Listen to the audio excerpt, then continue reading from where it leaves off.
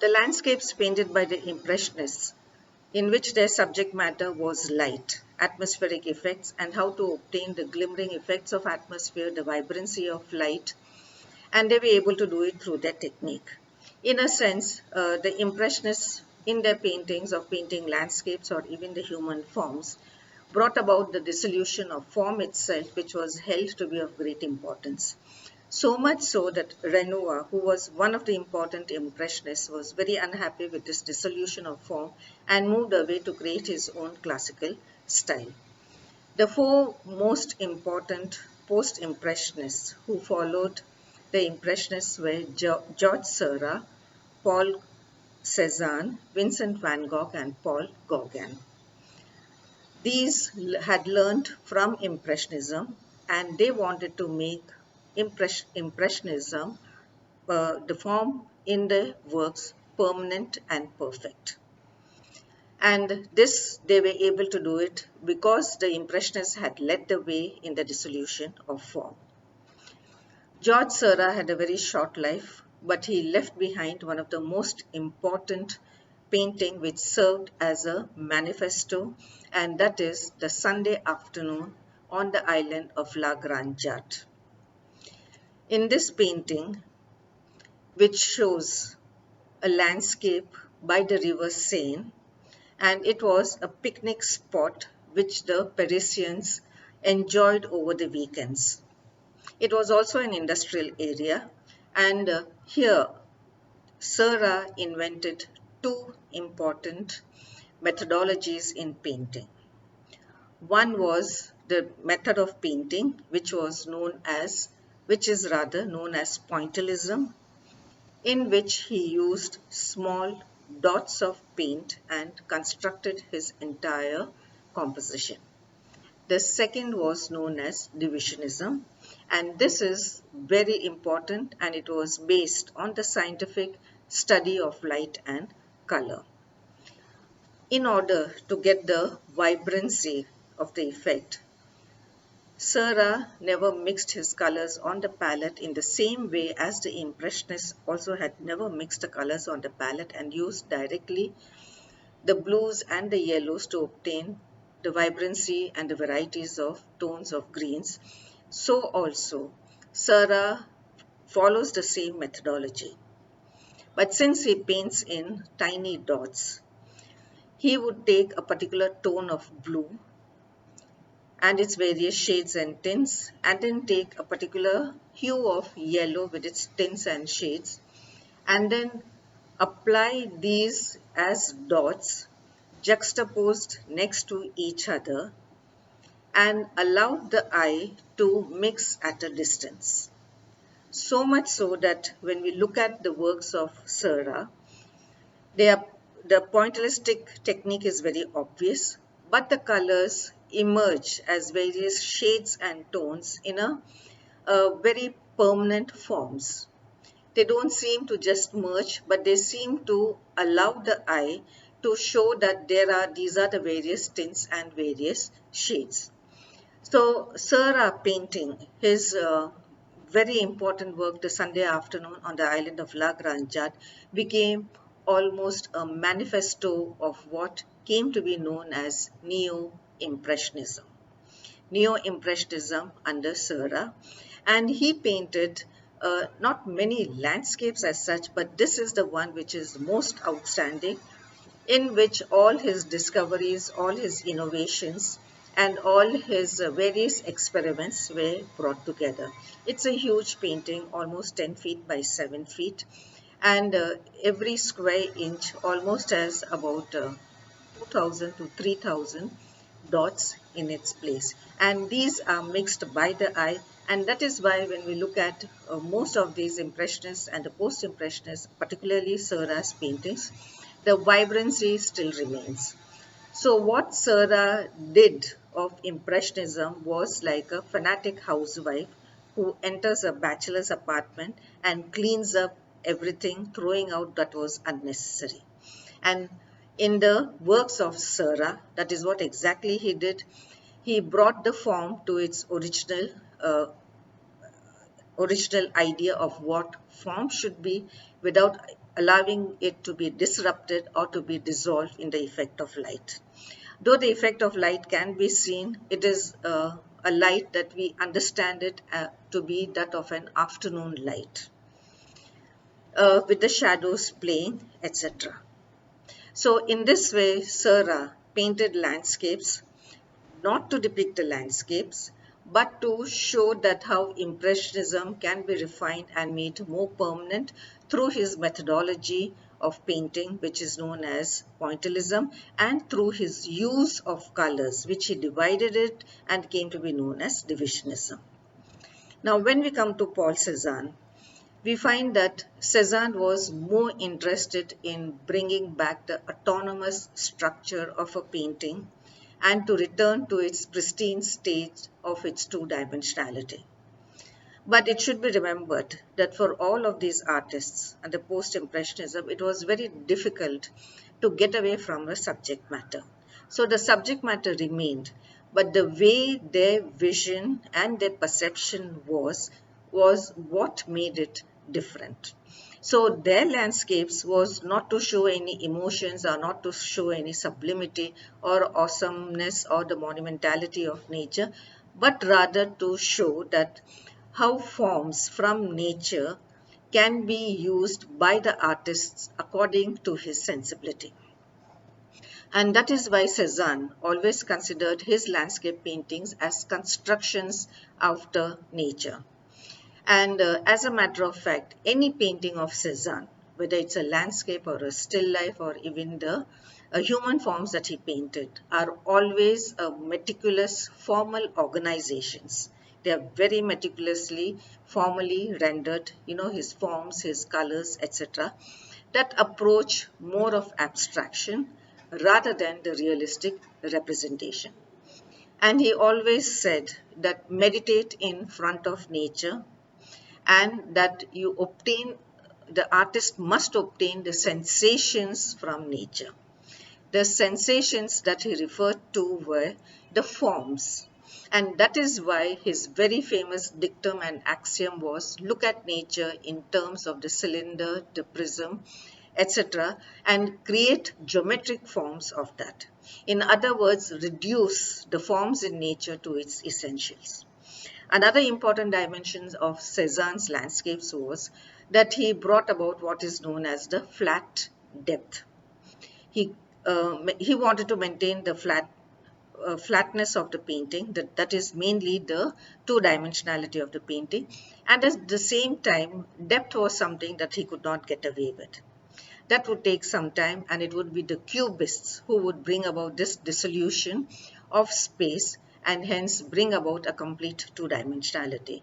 So here we find Cézanne paving the way so that the two-dimensionality can be maintained. And what is most important about Cézanne is also, besides form, his use of colors. He used colors in the same way, in the same brilliant way. The way he would use the blue for the water, he would use the same intensity of green for the foliage also.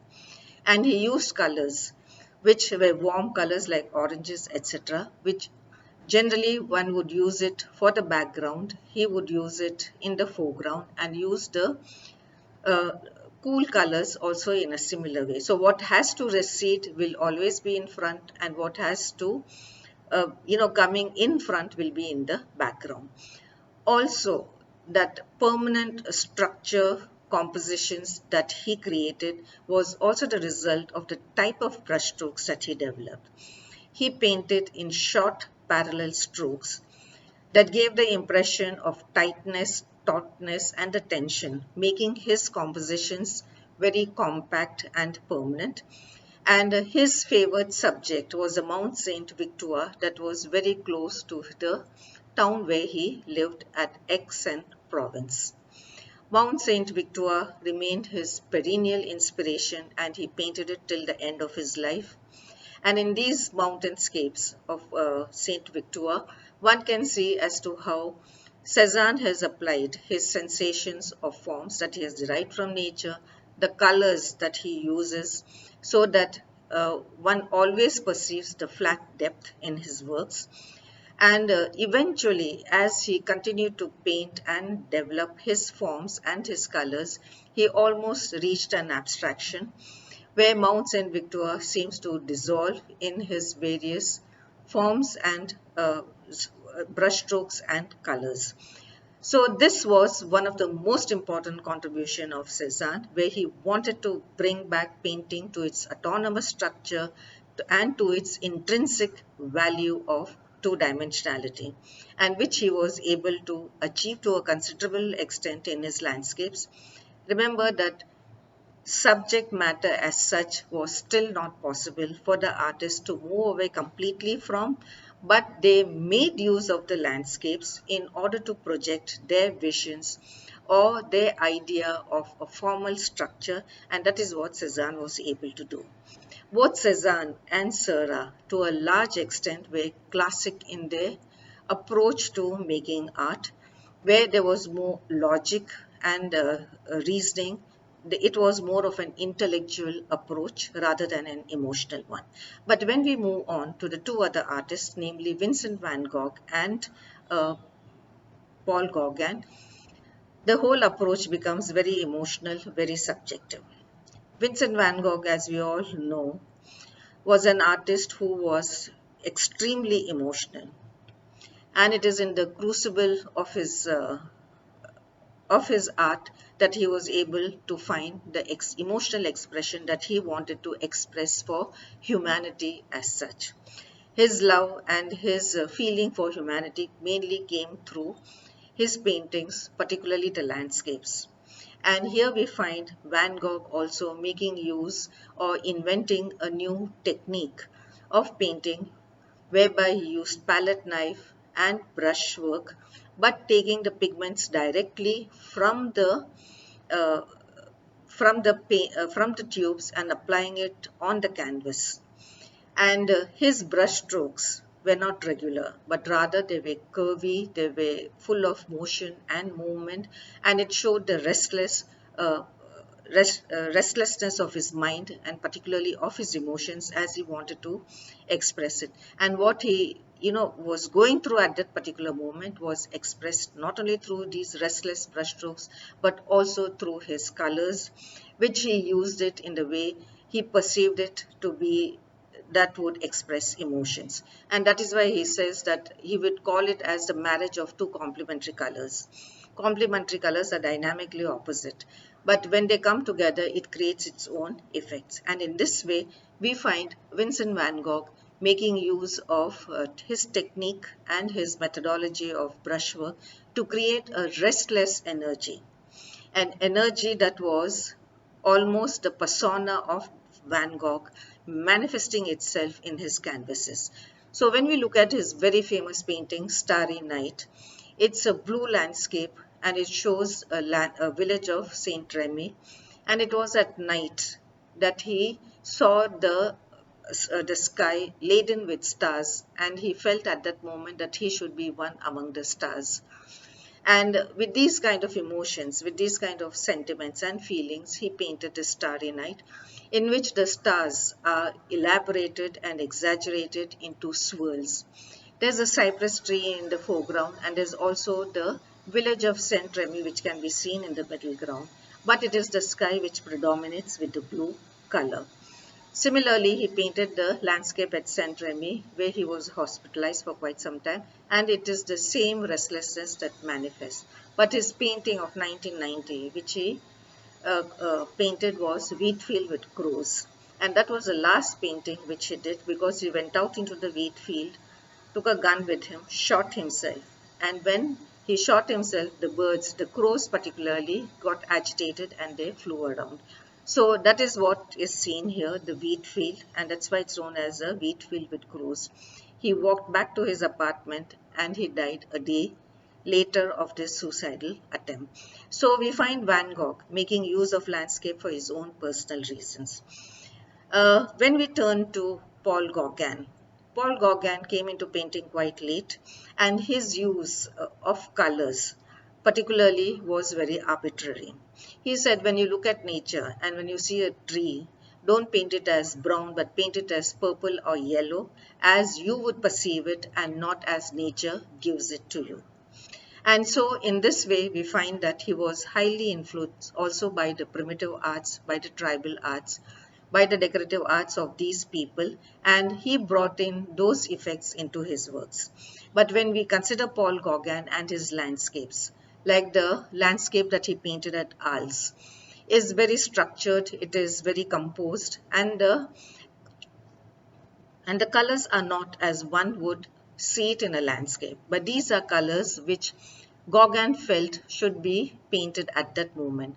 So his use of colors in a way, started in this manner of beginning to use in a very decorative way. It was flat, it never had any subtonalities or the tints.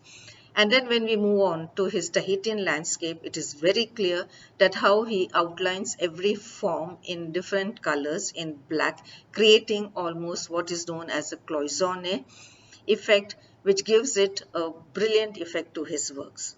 And then a painting known as a peacock in a Tahitian landscape similarly shows the same effect, where the landscape is not so important as it is the use of his colors, and the peacock and every other forms that are there are only incidental and not meant to serve or to describe the landscape that was in front of him.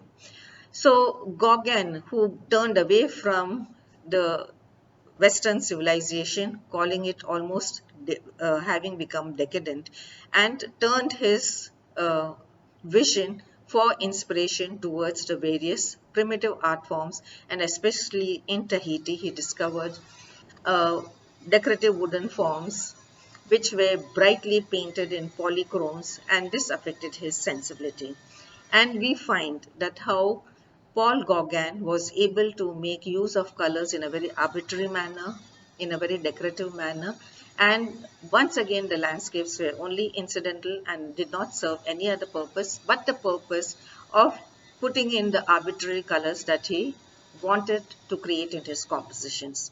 Looking at all the four post-impressionists, we find that George Seurat became the fountainhead of abstraction. Paul Cézanne led the way for the Cubism, and the Cubist Picasso completely broke away from any kind of spatial tradition. Vincent van Gogh became an inspiration for the Expressionist movement in Germany, and Paul Gauguin, to a large extent, became a fountainhead of inspiration for the Fauvists, the first 20th century art movement that came up. So in this way, all the four post-impressionists, though they painted landscapes, they were not landscapes as subject matter, but they only served incidentally to establish their powers of vision and perception to represent landscapes according to their own needs and sensibilities.